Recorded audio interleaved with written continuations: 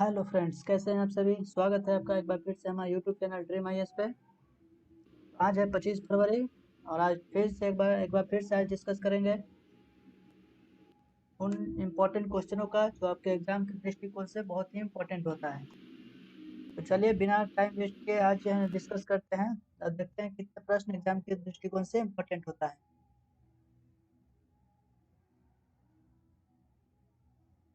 एक बार हम पेन को यूज कर लेते हैं। चलिए तो स्टार्ट करते हैं आज का पहला क्वेश्चन। किस मंत्रालय ने राष्ट्रीय शहरी डिजिटल मिशन शुरू किया है? तो ये किसके द्वारा शुरू किया गया है? ये शुरू किया गया है अर्बन अफेयर्स मिनिस्टर के द्वारा शुरू किया गया है। ये शुरू किया गया है housing and urban affairs minister, आवास और शहरी मंत्रालय के मामलों का मंत्रालय के द्वारा ये लॉन्च किया गया है। इसमें कहा गया है कि 23 फरवरी 2021 को शुरू 23 फरवरी 2021 को राष्ट्रीय शहरी डिजिटल मिशन द्वारा शुरू किया गया है। इसमें हरदीप सिंह पुरी के द्वारा किया गया है। इसमें कहा गया है कि 2022 तक शहरी वातावरण को मुक्त कर किया जाएगा, शहरी वातावरण से मुक्त किया जाएगा। और शहरों के ये एक वर्चुअल इवेंट के द्वारा किया गया है। इसमें smart code, India urban data exchange, smart cities 2.0 website और जियो स्पेशियल मैनेजमेंट इंफॉर्मेशन सिस्टम जैसी शुरुआत की गई है।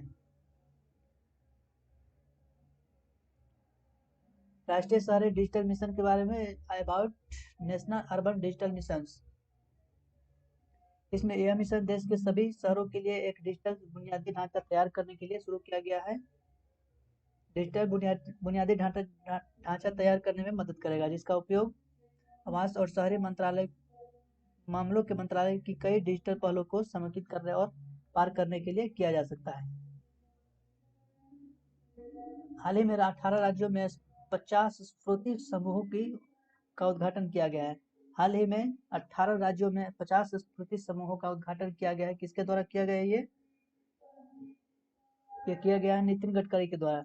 नितिन गडकरी इनॉग्रेट 50 अर्बन फिर भी 50 आर्टिसन बेस्ड स्फूर्ति कल्चर स्प्रेड ओवर 18 स्टेट, यानी कि 18 राज्यों में ये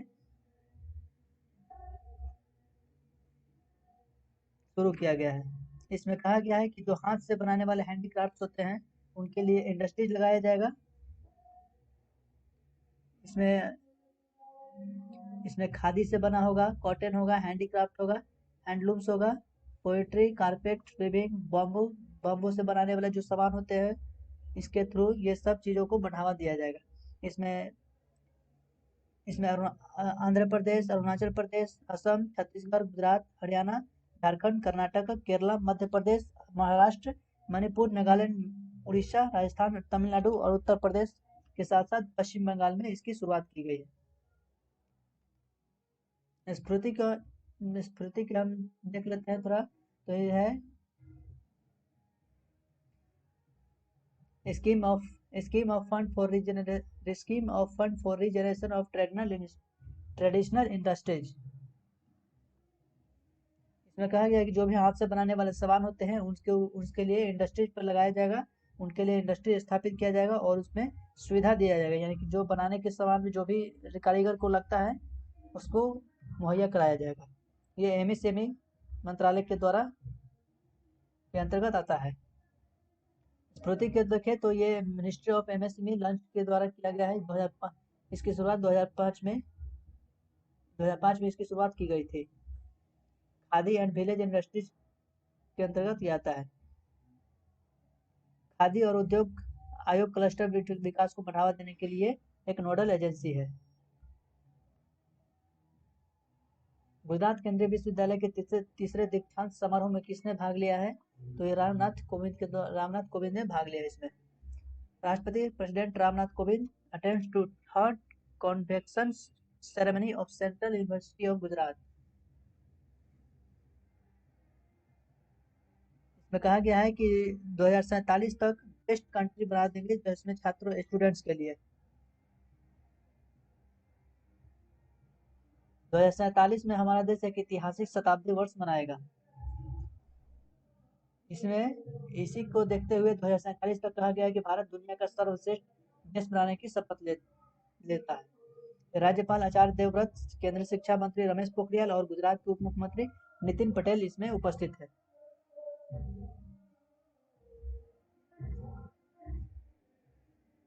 कब से इसकी शुरुआत की गई थी? 23 फरवरी को। केंद्रीय विश्वविद्यालय गुजरात, केंद्रीय सेंट्रल यूनिवर्सिटी ऑफ गुजरात, इसकी स्थापना 2009 में हुई थी। इसकी स्थापना 2009 में हुई थी। इसके चांसलर कौन है? हसमुख अतिया। इसके कुलपति है प्रोफेसर रामशंकर दुबे। स्थान ये कहाँ है? गुजरात के गांधीनगर में। गैर अल्कोहल फैटी लिवर रोग के लिए कार्रवाई की आवश्यकता की पहचान करने वाला दुनिया का पहला देश कौन बना है?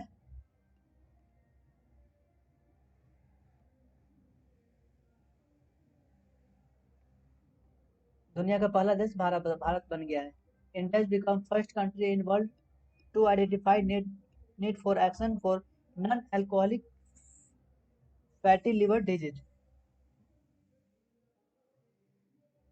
इसमें कहा गया कि जैसे जिसने गैर अल्कोहलिक फैटी लिवर रोग के लिए कार्रवाई की आवश्यकता की पहचान करेगा, जिसमें इसमें कहा गया जिसका वजन बढ़ गया है उसके लिए ऑपरेशनल ऑपरेशनल गाइडलाइंस जारी किया जाएगा।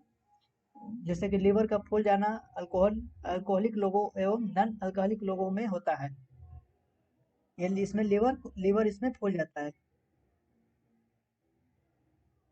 इससे क्या होगा कि इस तरह की बीमारियों को दूर करने के लिए लिवर से सही काम नहीं कर पाता और बहुत सी बीमारी यहाँ पे उत्पन्न हो जाती है। तो ये एक बहुत बड़ी समस्या है। इसीलिए कहा जाता है कि योगा जो है ना समय समय पे करते रहना चाहिए। योगा एक्सरसाइज करने से स्वास्थ्य ठीक रहता है।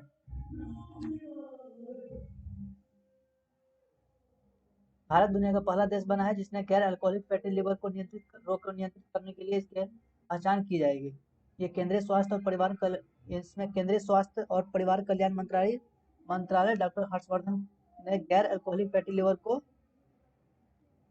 राष्ट्रीय कार्यक्रम और कैंसर, मधुमेह, हृदय रोग और स्ट्रोक इस तरह के नियंत्रण को परिचालन करेगा।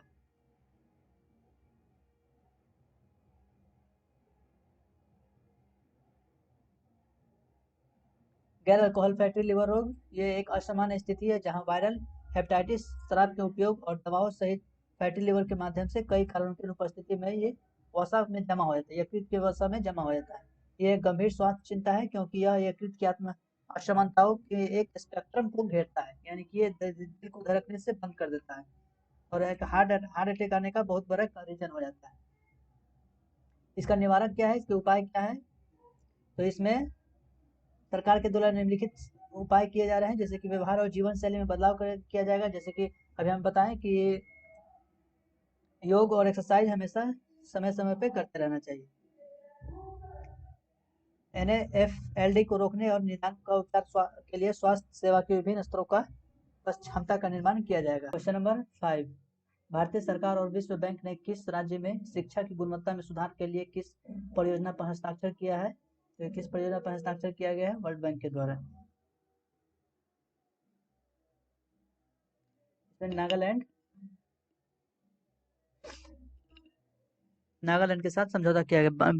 World Bank sign news project to improve Nagaland में शिक्षा में सुधार के लिए वर्ल्ड बैंक के द्वारा हस्ताक्षर किया गया है। वर्ल्ड बैंक के साथ हस्ताक्षर किया गया है।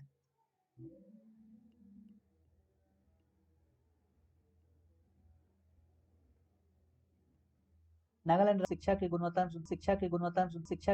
सुधार के लिए विश्व बैंक के साथ $68 मिलियन की परियोजना के पर हस्ताक्षर किया है। $68 मिलियन के साथ वर्ल्ड बैंक के साथ समझौता पर हस्ताक्षर किया है। इसमें नागालैंड हैंसिंग क्लासरूम टीचिंग एवं रिसोर्स नाम से प्रोजेक्ट को शुरू किया गया है। प्रोजेक्ट का नाम क्या है?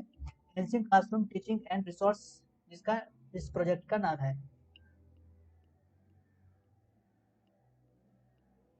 इसमें कक्षा निर्देश पर सुधार किया जाएगा। शिक्षकों को के पेशेवर विकास के लिए अवसर पैदा किया जाएगा। इसमें मिश्रित और ऑनलाइन सिखाने के लिए अधिक पहुंच वाले छात्रों और शिक्षकों को प्रदान करने के लिए प्रौद्योगिकी प्रणालियों का निर्माण किया जाएगा। यह 1,50,000 छात्र और 20,000 शिक्षक इसमें लाभान्वित होंगे। वर्ल्ड बैंक की बात करें तो ये वर्ल्ड बैंक की बात करें तो इसकी फाउंडेशन 19 जुलाई 1994 को हुई थी। इसकी स्थापना 1994 में हुई थी। इसके प्रेसिडेंट है डेविड मालपास। डेविड मालपास इसके हेडक्वार्टर है वाशिंगटन डीसी में। इसका मूल संगठन है विश्व बैंक समूह, वर्ल्ड बैंक ग्रुप। वही नागालैंड की बात करें तो इसकी राजधानी है कोहिमा। इसके आर एन रवि गवर्नर है, राज्यपाल। वही नेफ्यू रियो यहाँ के सीएम है, और लोकसभा में 1 सीट, राज्यसभा में 1 सीट, और विधानसभा में 60 सीट है। वही नेशनल पार्क की बात करें तो इंटांकी यहाँ की नेशनल पार्क है। नागालैंड कितने राज्यों के साथ सीमा साझा करता है, यह आप हमें कमेंट करके बताइएगा। आगे देखते हैं। भारत की पहली अंडरसी सुरंग महाराष्ट्र के किस शहर में शुरू किया जाएगा, तो ये मुंबई में शुरू किया जाएगा। मुंबई में एक अंडर सुरंग स्थापित किया जाएगा, अंडर सी, जो समुद्र के अंदर, समुद्र से अंदर एक टनल स्थापित किया जाएगा। 2023 तक इसे बनाने के लिए कहा गया। 2023 तक भारत की पहली अंडर सी सुरंग शुरू करेगी, जो मुंबई के तटीय सड़क परियोजना के हिस्से के रूप में बनाई जा रही है। ये भारत की पहली अंडर सी सुरंग शुरू किया जाएगा, तो जो 2023 तक पूरा होगा। ये कोस्टल रोड प्रोजेक्ट है। यह मुंबई तटीय सड़क परियोजना के तहत 2 सुरंगें बनाई जाएगी। इसकी सुरंग की लंबाई कितना है, 2.7 किलोमीटर, जिससे 1 किलोमीटर का हिस्सा समुद्र के नीचे होगा। यह गिरगांव चौपटी के पास अरब सागर से होकर गुजरेगा। यह सुरंग प्रियदर्शनी पार्क से शुरू होगी और मरीन ड्राइव में नेताजी सुभाष चंद्र रोड पर समाप्त होगी। इसकी 20 मीटर की गहराई पर बनाया जाएगा। इसकी परियोजना की कुल लागत कितना है, 2798.44 करोड़ रुपए। क्वेश्चन नंबर 7, वर्ष 2020 में कौन सा देश भारत का शीर्ष व्यापारिक भागीदार बन गया है, तो चाइना एक बार फिर से सबसे ज्यादा व्यापारिक कंट्री बन गया है हमारे देश के साथ।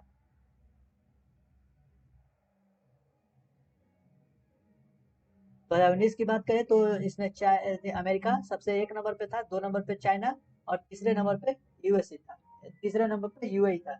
वही 2020 में जिस वक्त लॉकडाउन की स्थिति होने के बावजूद भी चाइना सबसे ज्यादा बिजनेस करने वाला हमारे देश के साथ बन गया है।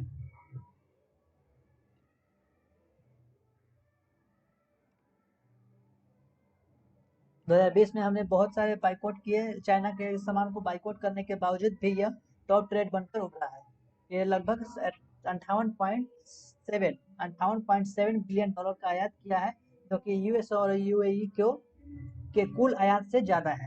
हम भारत जो थी अमेरिका और यूएई के साथ जितना व्यापार करता है ना, भारत अमेरिका और यूएई के साथ जितना व्यापार करता है, इन दोनों का कुल लागत जो होता है ना,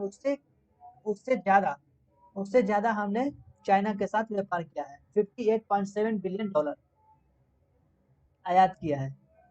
तो वही 2019 में 85.5 बिलियन डॉलर की तुलना में इसमें कमी तो आई थी, लेकिन उतना नहीं आया जितना होना चाहिए था।